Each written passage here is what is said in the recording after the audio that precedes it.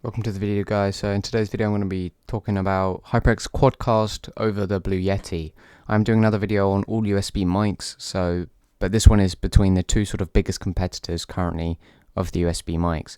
Obviously the Elgato Wave mic has completely thrashed both of these microphones, so I will do a video on that later.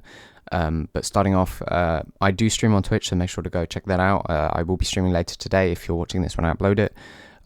So I hope you guys enjoy the video. Right, starting off with prices. Now, the HyperX Quadcast is currently at around £102. It started off at £125 and it's gradually come down. So I'm not surprised if it will slowly reach around £80 in the next couple of months. Whereas the Blue Yeti is currently priced at £113 and 87p, there's a significant price difference, whereas the HyperX Quadcast can do a lot more for cheaper. So it all depends on what you want. Whether you're going to go for looks with the Blue Yeti and the design, or you're going to go for functionality and purpose with the HyperX Quadcast. Alright, so now onto the features of the HyperX Quadcast. Now the HyperX Quadcast has multiple different features that the Blue Yeti doesn't have, but they do not work with everything. So the 4 selectable polar patterns, they don't work on certain things. There's only 2 of them which work on Discord, which is the normal one, which is just the omnidirectional, and the cardioid. So, you have to think about certain things, but there's other ones do work on for your stream. So if you're like an ASMR, some of them are just for ASMR and sort of other content and stuff like that. So it can be used for multiple things. So the other ones are stereo, omnidirectional, cardioid, binidirectional. So they're the 4 different sort of settings that you have. The first one is stereo. Now, that one is 2 small circles that are overlapping. So that means when you're facing the mic head on, you can be heard in both ears, whereas if you go to one side, you can be heard in that ear, whereas the other.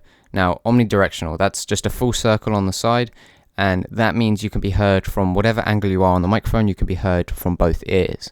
Now, the cardioid, which looks like a little Pac-Man, that means from one side of the microphone, there's no sound.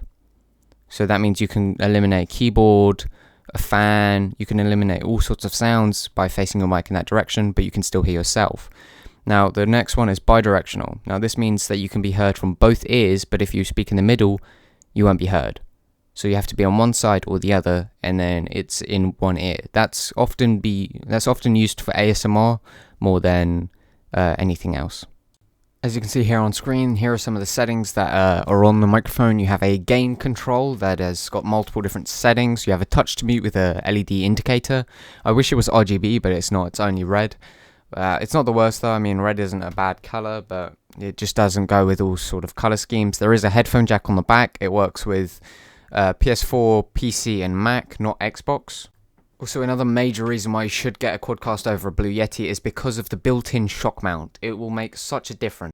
One thing that the Blue Yeti does have that the Quadcast doesn't is a volume meter. This allows you to change the volume while you're in a game or while I'm doing something without actually having to go into settings, which is really helpful and useful.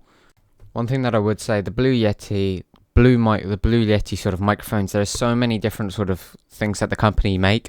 So you're not limited to choice like the Quadcast. HyperX have only got sort of one sort of USB microphone, whereas headphones, they have lots.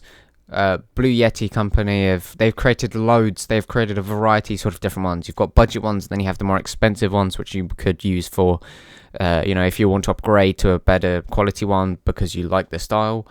There's a lot of different stuff. If you want to, you can pause the screen now and you can check out sort of the different settings. Some of them do have more than others. As you can see, this Snowball Ice is not going to be anywhere to compare to the Yeti Pro.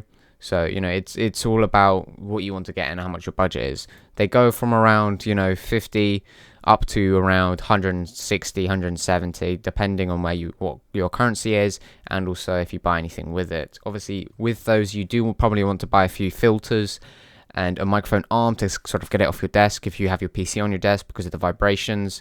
I know it may be small, but if you're going to be going for that pro quality and sort of, that extra sort of detail, then you can go that one step further, whereas the Quadcast has a built-in shock mount, so you don't have to worry about that. It does have an adapter for an arm, and it looks a bit nicer on a microphone arm than a Blue Yeti does. Make sure to like and comment on how you found the video and where I should improve. Thanks for watching. I hope you enjoyed it. Comment if it was useful. I'm interested to see on what you guys thought, and I'll see you guys in the next video or on Twitch.